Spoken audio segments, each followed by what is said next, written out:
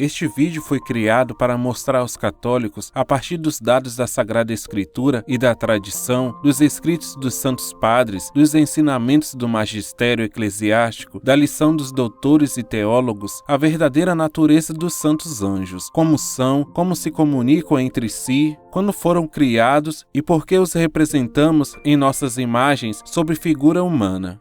Adicionando-se a palavra anjos a um buscador da internet, incrível é a quantidade de informação que aparece. São muitas páginas contaminadas pela doutrina da nova era. Ainda mais curiosa é a busca por imagens de anjos. Encontramos desde seres fofinhos como bebezinhos gorduchos brincando despreocupadamente sobre nuvens que mais parecem flocos de algodão doce, a garotinhos meio efeminados com asinhas coloridas lhes saindo pelas costas.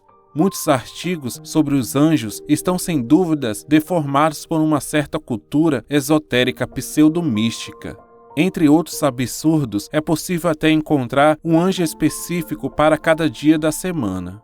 Meu irmão e minha irmã, esses anjos não existem. Os anjos de Deus não são reencarnações, não são homens ou mulheres alados, não são lugares nos quais se sente a presença do Criador, não são gnomos ou duendes. Não são uma espécie de energia, nem tampouco algum tipo de fumaça branca. Os anjos são servidores e mensageiros de Deus, como diz o Salmo 103, versículo 20. Poderosos executores da palavra de Deus, obedientes ao som da sua palavra. E os santos vão dizer que os anjos são também nossos amigos, protetores e intercessores. A existência dos anjos é uma verdade de fé professada pela Igreja Católica. Verdade de fé é aquela que se encontra na revelação e é proposta pela Igreja aos fiéis como verdade que se deve crer. Esta verdade se baseia na Sagrada Escritura, tanto no Antigo quanto no Novo Testamento, ao qual os menciona mais de 300 vezes. O Catecismo da Igreja Católica, nos números 328 a 352, afirma que os anjos são criaturas, quer dizer que eles não são deuses, eles foram criados por Deus por amor e para o serviço de Deus. Santa Francisca Romana, em êxtase, viu os anjos saírem das mãos do Criador, formando assim um numeroso exército. Os anjos são criaturas puramente espirituais, eles não têm um corpo físico, por isso são também invisíveis, embora quando necessário para o cumprimento da vontade de Deus, eles se revistam de um corpo visível, como lemos na história bíblica de Tobias, na Anunciação a Nossa Senhora e em outras passagens e acontecimentos na vida dos santos, ao qual são apresentados como um misterioso jovem de bela aparência, trajando uma longa e alva túnica. Vale lembrar que o anjo pode formar para si um corpo, com o qual aparece aos homens. Santo Agostinho diz que os anjos aparecem aos homens com um corpo que eles não somente podem ver, mas também tocar, como é provado pela Escritura. Já em nossa época, as aparições de Fátima foram precedidas de algumas intervenções angélicas. O anjo da paz apareceu 3 vezes aos pastorinhos e foi assim descrito mais tarde pela irmã Lúcia, uma das videntes. Começamos a ver uma luz mais branca que a neve, com a forma de um jovem transparente, mais brilhante que um cristal atravessado pelos raios do sol. À medida que se aproximava, íamos distinguindo-lhe as feições. Um jovem de seus 14 a 15 anos, de uma grande beleza.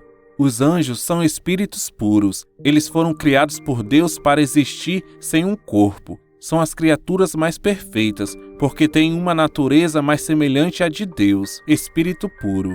Eles são, portanto, superiores ao homem, que é composto de espírito e matéria, alma e corpo.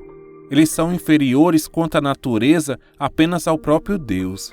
Um anjo não está em todo lugar como Deus, mas ele pode atuar em vários lugares ao mesmo tempo, dentro da esfera de seu poder, assim como um homem pode tocar ao mesmo tempo em vários objetos ao alcance de suas mãos. Os anjos, sendo espíritos puros, são também imortais, não podem morrer. O Catecismo da Igreja Católica ainda nos revela que os anjos são seres pessoais. Isso quer dizer que são dotados de inteligência, sabedoria, vontade própria, liberdade, personalidade e individualidade. Como entre os seres humanos não existe um igual ao outro, entre os anjos também. Cada um é único, sem repetição.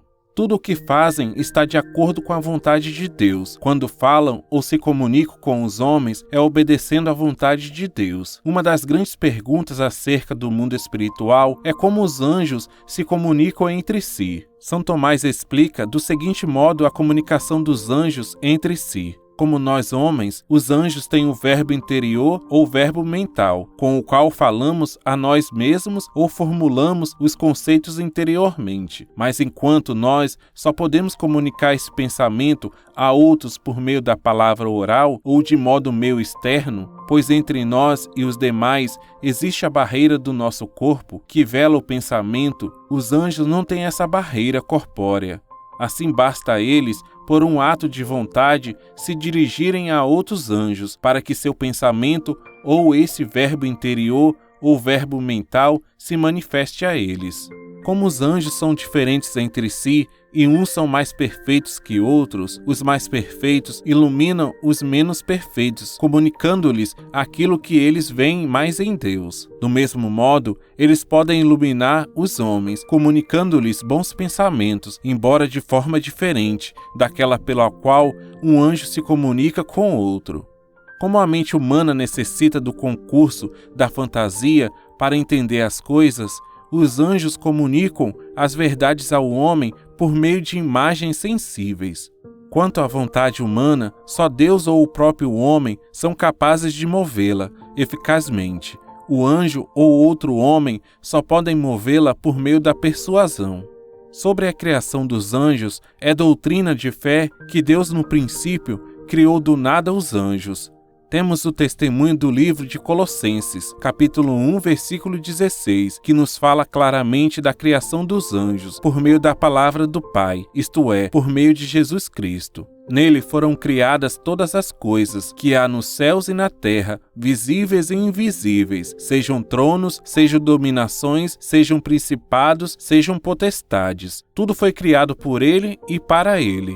Mas a pergunta que muitos fazem é: qual o momento que Deus criou os anjos? Teria sido antes ou depois do aparecimento do mundo material? Muitos padres, apoiando-se em Orígenes, sustentam como possível que a criação dos anjos não se tenha efetuado nem antes nem depois, mas sim no momento preciso em que Deus criou o céu e a terra. Não depois, explica ele, visto que as substâncias corpóreas não teriam podido existir sem as substâncias angélicas que as governam. Não antes, porque a irresistível atividade angélica, embora totalmente material, não poderia subsistir sem o universo material, sobre o qual exerce a sua ação. E isso é apoiado pela passagem do livro do Êxodo, capítulo 20, versículo 11, que diz: Em 6 dias fez o Senhor os céus e a terra, o mar e tudo que neles há.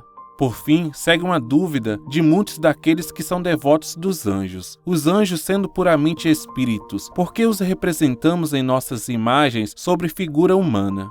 Lhe damos a forma humana para indicar quanto esses nobilíssimos espíritos são amavelmente propensos aos homens. Lhes damos feições de belíssimos jovens para indicar que as suas forças e faculdades jamais se maculam ou deformam, permanecendo eternamente belos e inteiros. Lhes damos asas para significar quanto esses excelsos ministros de Deus estão propensos para executar as suas ordens, e os vestimos de vestes brancas para designar, como diz São Gregório Nazianzeno, a sua natural pureza. Oremos. Anjo da minha guarda, minha doce companhia, não me desampares nem de noite nem de dia, até que me entregues nos braços de Maria. Não me deixes só, pois me perderia. Anjo de Deus, anjo de minha guarda, ilumina, guarda-me e governa-me este dia. Amém.